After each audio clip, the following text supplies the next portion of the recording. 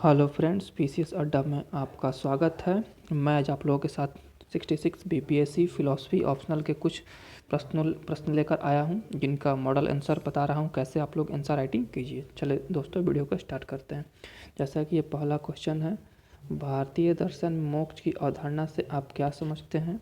विभिन्न मोक्ष मार्गों की चर्चा करें। कौन सा मार्ग आपको आकर्षित करता है?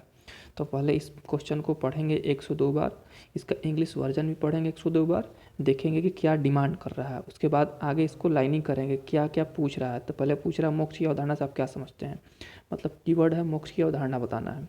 ठीक है, फिर आगे बढ़ेंगे विभिन्न मोक्ष मार्गों, फिर कह रहा है विभिन्न मोक्ष मार्ग बताइए, फिर कह रहा है कौन सा आपको मार्ग आकर्षित करता है। मतलब क्वेश्चन में 3 पार्ट है, एक तो मोक्ष बताना है, दूसरा विभिन्न मार्ग बताना है, तीसरा कौन सा आपका अपना व्यू पूछ रहा है। 3 पार्ट लिखेंगे तभी आपको फुल मार्क्स मिलेगा और अच्छा मार्क्स मिलेगा।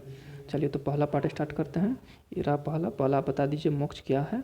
फिर इसका आपका पाश्चात्य दर्शन में मोक्ष की अवधारणा है कि नहीं है, थोड़ा सा तुलनात्मक अध्ययन करके लिखिएगा तो और अच्छा नंबर मिलेगा।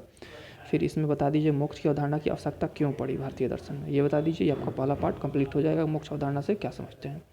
सेकेंड पार्ट में आइए। सेकेंड पार्ट में पूछ कर रहा था कि विभिन्न मोक्ष मार्ग बताइए। तो विभिन्न मोक्ष भारतीय दर्शन में है ज्ञान मार्ग, कर्म मार्ग, भक्ति मार्ग और अन्य। यही है। ज्ञान मार्ग में आप सांख्य योग, न्याय वैशेषिक और शंकराचार्य सबका संक्षेप में थोड़ा थोड़ा बताइए। कर्म मार्ग में मीमांसा और विवेकानंद का थोड़ा थोड़ा बताइए। भक्ति मार्ग में वैष्णव दार्शनिक का, और अन्य में आप बौद्ध का बता दीजिए और जैन का बता दीजिए। ये आपका पूरा एज ए होल विभिन्न मोक्ष मार्ग हो गए। और फिर लास्ट में आप अपना मत दे दीजिए कंक्लूजन में। ये 3 पार्ट था क्वेश्चन का। अगर आप ये लिखे रहते तो टेस्ट में आपको अच्छा नंबर मिलता। चलिए दूसरा क्वेश्चन देखते हैं। दूसरा क्वेश्चन ये था, धार्मिक सहिष्णुता और धर्मनिरपेक्षता से आप क्या समझते हैं? धार्मिक सहिष्णुता और धर्मनिरपेक्षता से आप क्या समझते हैं? तो डिमांड आया कि पहले धार्मिक सहिष्णुता बताइए क्वेश्चन में, उसके बाद धर्मनिरपेक्षता बताइए। ये एक क्वेश्चन का पार्ट हो गया। दूसरा कह रहा है क्या ये भारत में धर्मनिरपेक्षता, क्या भारत एक धर्मनिरपेक्ष राज्य है? तर्क दें। ये 2 क्वेश्चन पूछा गया आपसे एक के अंदर, ये दोनों का अलग अलग आंसर दीजिए तभी आपको फुल मार्क्स मिलेगा। तो पहला पार्ट देखिए कैसे लिखेंगे। पहले बता देंगे धार्मिक सहिष्णुता क्या है, इसके संकीर्ण विचार क्या है और व्यापक विचार क्या है। ये धार्मिक सहिष्णुता कंप्लीट हो जाएगा। उसके बाद धर्मनिरपेक्षता बताएंगे, इसमें पाश्चात्य और भारतीय से तुलनात्मक अध्ययन करके बता देंगे।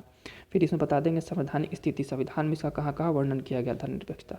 तो ये आपका पहला पार्ट यहाँ से यहाँ तक कंप्लीट हुआ। धर्मनिरपेक्षता और धार्मिक सहिष्णुता से क्या समझते हो आप? सेकंड पार्ट में आएंगे। कह रहा है कि क्या भारत एक धर्मनिरपेक्ष राज्य है? तर्क दें।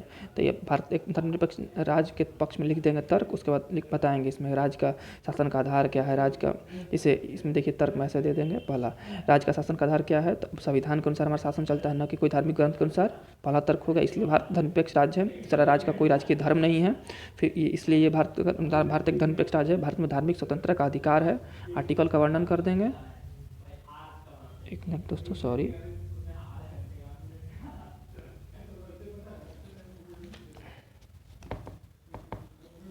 हाँ तो ये रहा। हाँ बता देंगे आपको कि ये कहाँ गया, ये रहा। भारत में धार्मिक स्वतंत्रता का अधिकार आर्टिकल में बता देंगे कि इसलिए भारत में सभी लोगों को धार्मिक स्वतंत्रता का अधिकार प्राप्त है। सब लोग स्वतंत्र रूप से किसी भी धर्म का पालन कर सकते हैं, इसलिए भारत धर्मनिरपेक्ष राज्य है। और 1-2 तर्क दे सकते हैं, कम से कम 5 तर्क दीजिए। अब भारत में धर्मनिरपेक्षता में क्या कमियां आ गई हैं वो भी बता सकते हैं, सुझाव भी दे सकते हैं और निष्कर्ष देते हैं। ये आपका एक्स्ट्रा है। अगर ये सब दीजिएगा तो आपको 35+ मार्क्स आने की पूरी संभावना रहेगी। तो ये रहा दोस्तों, इस प्रकार से आप इस आंसर को लिखते हैं। ठीक है, अब थर्ड क्वेश्चन देखिए, अशुभ की समस्या। इसमें क्या क्या लिखना था आपको, इसमें देखिए पहले बता दीजिए अशुभ क्या है, ये क्यों उत्पन्न हुआ अशुभ की समस्या, फिर इसका प्रकार बता दीजिए, फिर संक्षेप में इसका समाधान बताइए जो 3 बताए गए हैं। मुख्य रूप से साधनतावादी, इसके अंदर भी 1-2 पॉइंट है उसको बताइए। संकल्प स्वतंत्रता पर आधारित पाश्चात्य दर्शन वाला वो बताइए। फिर मिथ्यावादी अवधारणा, भारतीय और पाश्चात्य दोनों को मिला के बनते हैं। सब छोटा छोटा स्पेस में संक्षेप में बता दीजिए। उसके बाद थोड़ा सा आलोचना दे दीजिए और एक निष्कर्ष दे दीजिए।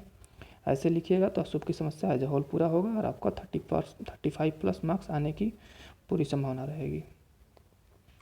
और एक क्वेश्चन यहाँ पर है, क्वेश्चन नंबर 5। ये था धार्मिक भाषा से आप धार्मिक भाषा की अर्थ की समस्या क्या है।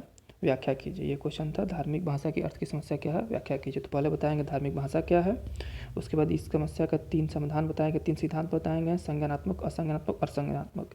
इसके अंदर बहुत सारे दार्शनिक है, 1-2 सबका डिस्प्ले कर देंगे। उसके बाद इसका आलोचना देंगे, उसके बाद एक निष्कर्ष दे देंगे। बस ये आपका हो जाता एज ए होल।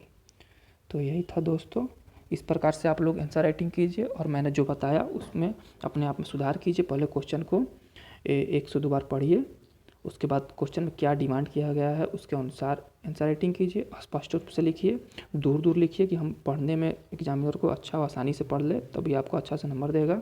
डायग्राम बना सकते हैं, इससे नंबर बढ़ता है। धन्यवाद दोस्तों।